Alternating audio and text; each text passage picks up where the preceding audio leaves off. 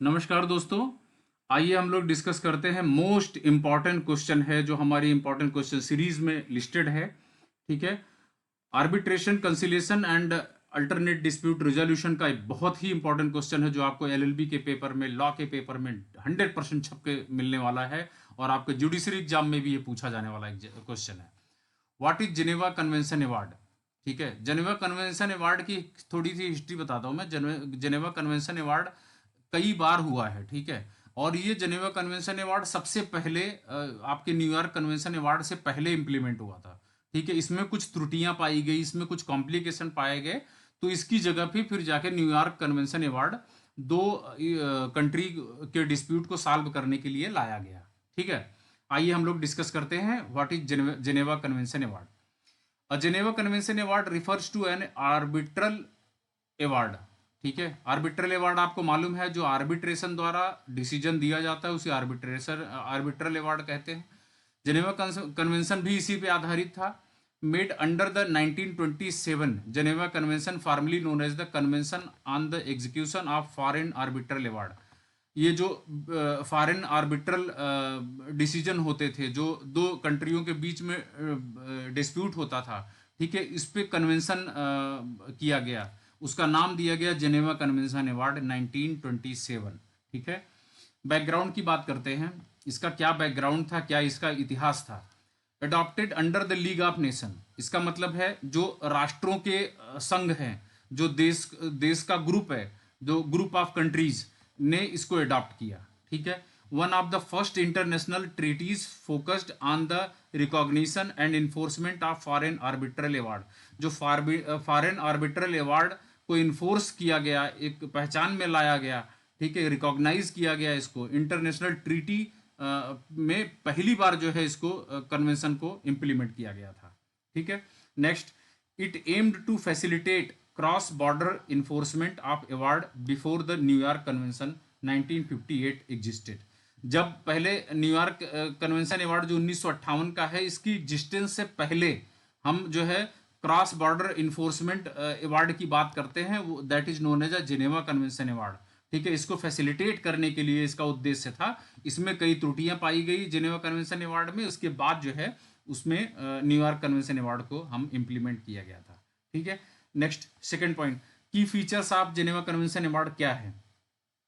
Recognised only in countries that were parties to the 1927 convention. जो 1927 की convention हुआ था, जो जेनेवा कन्वेंशन के नाम से हम जानते थे, ठीक है, इसके बाद जो कंट्रीज ने इसको रिकॉग्नाइज किया, ठीक है, किसको, न्यूयॉर्क कन्वेंशन को। ठीक है, लेकिन इसमें रिकॉग्नाइज कब हुआ था, ये 1927 वाले जो कंट्रियां 1927 के कन्वेंशन में पार्टिसिपेट की थी, उनको एक फीचर्स के रूप में इसका जाना जाता है। Next, required both the arbitration agreement and the award to meet strict formalities. जो इसमें फॉर्मेलिटीज थी उनको स्ट्रिक्टली फॉलो किया गया, उनकी रिक्वायर्ड जो भी थी आर्बिट्रेशन एग्रीमेंट के लिए, जो दोनों पक्ष से, ठीक है, required both the arbitration agreement and the award. जो डिसीजन था और आर्बिट्रेशन एग्रीमेंट था, उन दोनों की आवश्यकता थी इसके स्ट्रिक्ट फॉर्मेलिटीज को पूरा करने के लिए, मिलाने के लिए। Next, enforcement was more difficult and technical compare to the New York convention. जैसे मैंने पहले भी बताया, अभी न्यूयॉर्क कन्वेंशन बाद में लाया गया, इससे पहले जिनेवा कन्वेंशन अवार्ड था, उसमें कुछ डिफिकल्टी, कुछ टेक्निकलिटी, कुछ ऐसा हार्डनेस पाई गई जिसको जो है इन्फोर्स करने से पहले इसके बाद जो है हम लोग न्यूयॉर्क कन्वेंशन लाए थे, इसको सुधार के रूप में, एक अमेंडमेंट के रूप में इसको लाया गया था। ठीक है, किसको, न्यूयॉर्क कन्वेंशन को, जिनेवा कन्वेंशन अवार्ड की जगह पे। ठीक है, तो ये था। नेक्स्ट अब है कंडीशंस फॉर इन्फोर्समेंट। उसमें क्या क्या कंडीशंस थी इसको लागू करने के लिए, क्या क्या समरी इसमें फॉर्मुलाइज की गई। To enforce a Geneva convention award the following had to be proven. ठीक है, next, the award was made in a country that was a signatory. जो कंट्रियों ने हस्ताक्षर किया उन्हीं कंट्रियों के बीच में इसको लागू किया गया। The award had become final in the country where it was made. जहां पे ये बनाए गए वहीं पे इसको इम्प्लीमेंट किया गया, उसी अवार्ड को, इसी डिसीजन को फाइनली इम्प्लीमेंट किया गया उस कंट्रीज में। The parties had a valid written arbitration agreement. जो जो कंट्री इसमें शामिल थी, जो जो कंट्रियों के पास डिस्प्यूट आते गए, जिनका जिनका डिस्प्यूट क्रिएट होता था, वो रिटन आर्बिट्रेशन एग्रीमेंट के थ्रू इसको जो है वैलिड करार दी गई थी, वैलिड मानते थे। ठीक है, उसमें थर्ड आर्बिट्रेटर को अपॉइंट करने के लिए, इस कन्वेंशन का सहारा हेल्प लेने के लिए इसमें जो है इनकी कंडीशंस में ये आती थी। मतलब ये कंडीशन हुआ करती थी कि रिटन आर्बिट्रेशन एग्रीमेंट होना चाहिए। ठीक है, तो वैलिड माना जाएगा। Next, the arbitration process followed due legal procedure. ये एक लीगल प्रोसीजर के कारण इसको फॉलो किया जाता था। ये जरूरी था कि ये लीगली प्रोसीजर इसका माना जाएगा आर्बिट्रेशन प्रोसेस में। ठीक है, फोर्थ है लिमिटेशंस एंड रिप्लेसमेंट। इसमें कमियां क्या थी, इसको रिप्लेसमेंट क्यों किया गया, इसको हटाया क्यों गया द जेनेवा कन्वेंशन को। The Geneva convention was criticised for being overly formalistic and inefficient.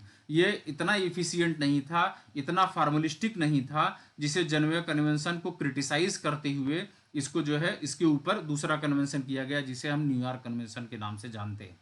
As a result it was largely replaced by the New York convention 1958। ठीक है, इसके परिणाम स्वरूप हम जो है न्यूयॉर्क कन्वेंशन 1958 को इम्प्लीमेंट किए। किसकी जगह पे, हमने जेनेवा कन्वेंशन अवार्ड को रिप्लेस कर दिया 1927 को। ठीक है, the most countries that were party to the Geneva convention has also signed the New York convention. ठीक है, मोस्टली कंट्री वही जो जेनेवा कन्वेंशन में हुआ करती थी, उन्होंने ही न्यूयॉर्क कन्वेंशन पे साइन करके आगे बढ़ाया इसको। ठीक है, अब करंट रिलेवेंस में the Geneva convention is largely absolute. ठीक है, इसको बड़े पैमाने पे ऑब्सोल्यूट कर दिया गया, इसको मतलब खत्म ही कर दिया गया एक तरीके से, मान लो जेनेवा कन्वेंशन को। Today almost all international arbitral awards are enforced under the New York convention. जितने भी डिस्प्यूट आए इंटरनेशनली, सब जो है न्यूयॉर्क कन्वेंशन के आधार पर ही आर्बिट्रल अवार्ड मानते हुए इसको इंटरनेशनली इम्पोज किया गया। ठीक है, which is more effective and widely adopted. इसको ज़्यादा प्रभावी रूप से इसको मान्य किया गया। ठीक है, ये रहा आपका जेनेवा कन्वेंशन अवार्ड 1927। ठीक है दोस्तों, आपको समझ में आया हो, आप प्लीज़ लाइक करके जाइएगा। आपसे मैं बार बार रिक्वेस्ट करता हूं, जिन्होंने अभी तक चैनल को सब्सक्राइब नहीं किया है, प्लीज़ सब्सक्राइब जरूर कीजिएगा। ठीक है, आपका कोई सजेशन है प्लीज़ कमेंट कीजिएगा और अपने दोस्तों में शेयर कीजिए। ठीक है, मिलते हैं नेक्स्ट वीडियो में। Thank you so much.